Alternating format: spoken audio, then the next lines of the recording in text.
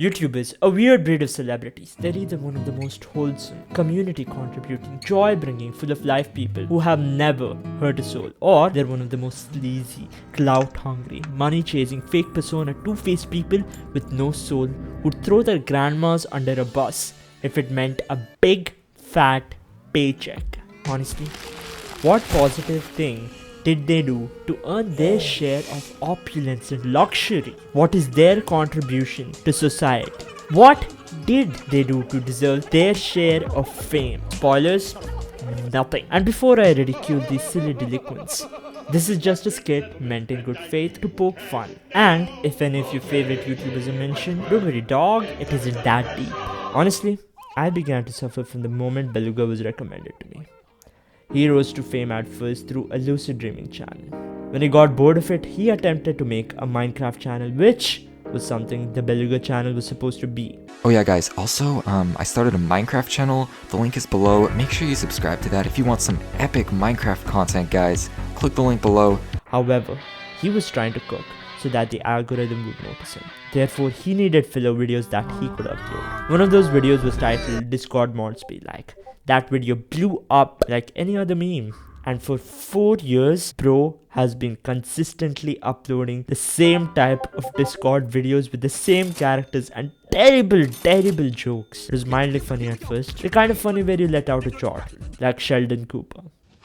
However, the meme was unalived a long time ago, and he has been milking what's left of it. For 4 years, he's been making the same spelling error jokes and talking to himself on Discord. That's kind of sad to be honest if it wasn't for the sheer bag he's making. He's closing in on 10 million subscribers, and it is fair to assume he's set for life, all because there are individuals who think this is funny. To be fair though, he's probably a chill dude in real life, and if I have a bone to pick with him, it's with his content. The same can't be said about Iman Gadzhi. He's the definition of Fugazi. Fugazi, it's a fake. Yeah, Fugazi, Fugazi, it's a wazi, it's a woozy, it's a fairy dust. He is incredibly successful in tricking teenagers into thinking they are going to become millionaires by running a social media marketing agency. His demographic and target audience are teenagers, and he makes that abundantly clear. If you think he has anything useful to say, almost nothing. And to prove my point, I'll use this example. How teenagers can make $1 million. 7 money tips in parentheses. Now YouTube, as explained by Mr. Beast, is a game of expectation and delivering on that expectation. When you read that title and look at that thumbnail, you are expecting a kid or a young adult to be able to afford to live by himself in comfort and luxury with an incredible spending power. If they are able to follow his 7 money tips, you are all in. And with that intro and fancy editing, you feel that this man means business. And to give credit, with this intro, you really think he's onto something. I'm gonna share 7 personal money tips that I would give to you after 7 years of running a business and making tens of millions of dollars. And most importantly, I'm gonna share stuff that you probably won't find anywhere else, because I'm not gonna tell you, oh, don't buy Starbucks because, you know, heavens forbid you spend $4 on a coffee because you can make it for 30 cents at home. I'm not gonna give you any stupid scarcity-based advice. My bro is throwing shade at Graham Stephan. He's calling Mr. Stephan stupid for being frugal. Iman is giving practical money advice. Learn a thing or two, Mr.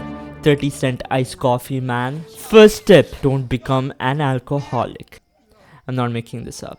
Is stop drinking. Now I actually have a funny story about my first ever tattoo. It says my cup runneth over. The second tip Is learn a high income skill, and this is why I keep beating on about that example. The third tip Is have a specific amount each week that you put in a separate account to invest. Pro hyped himself up, dunked on Graham Stephan, said that he's going to give advice that you won't find anywhere else, and then proceeds to give the most basic ass advice one could give. Yeah, okay, he's taking it a little slow, but I'm sure by tip 4 he's going to give us practical, implementable, actionable advice. Have coffee in affluent places. Go and have a coffee in an expensive hotel or Did he really ask his is to buy coffee in an expensive hotel so that I can stare at what rich people wear. You're gonna see what do wealthy people really wear. Not Gucci and Balenciaga and all this and that. I mean, like, they wear stuff like this. Loro Piana, Zegna, Brunello, Tom Ford, these sort of brands.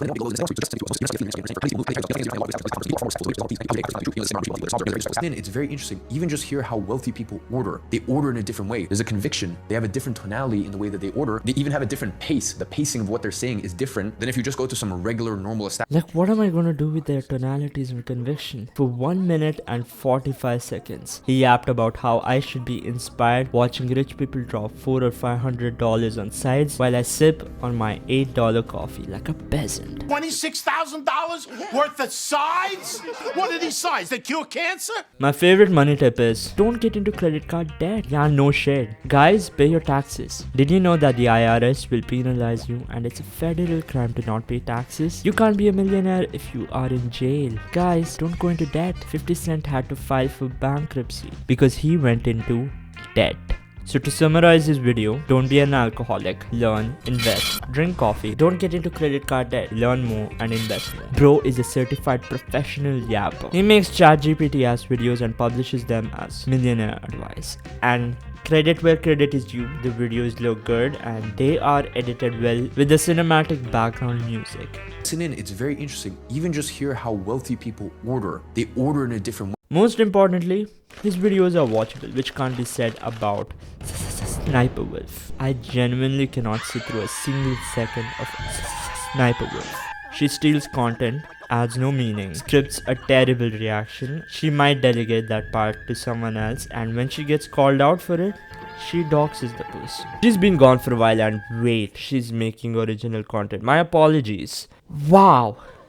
I didn't expect this plot twist. She is bearable up. I can sit through more than a minute of a video. Is this what they call character development? I learned more from Sniper Wolf than I learned from Iman Gadzhi. 2024 has been wild and I did not expect this. This might be her redemption arc for us. Baby steps. You know, one day she might atone and become like, one day she might make videos that will be considered cinema. It will be considered art. One day people will be ready to forgive her, and I didn't mean a single word that I just said. I was capping all along. I fooled you for a second, didn't I? You think she would ever change? Her, the person who's been making the same type of videos for the past 5 years? People never change. They just pretend to. Like Logan Paul. Logan Paul is the perfect example to prove that as long as you are good at marketing, you can get away with anything. He was a douchebag even when he was an infant, and he never changed. Arthur Morgan from Red Dead Redemption 2 said, "You don't get to live a bad life and expect good things to happen to you." Unfortunately, he wouldn't have said that if he knew Logan Paul. He fooled everyone. He really did. This man tried to show all of us that he changed ever since his tomfoolery in the Aokigahara forest. He fooled us all. You think this is bad, the chicanery, that NFT project, Crypto Zoo? You think he would have been able to deliver on a play-to-win game like that? He promoted Dink Doink. I took him into my own subscription feed. What was I thinking? He'll never change. Ever since he was 9, couldn't keep his hands out of that cloud drawer. No, not our Logan, not a precious Logan, stealing them blind. And he gets to be a YouTuber. What a sick joke. You have to stop him. Yeah, I still haven't recovered from the chicanery brain rot, and lobotomy Kaizen seems to be infecting me. That's about it guys, cause I gotta take my meds.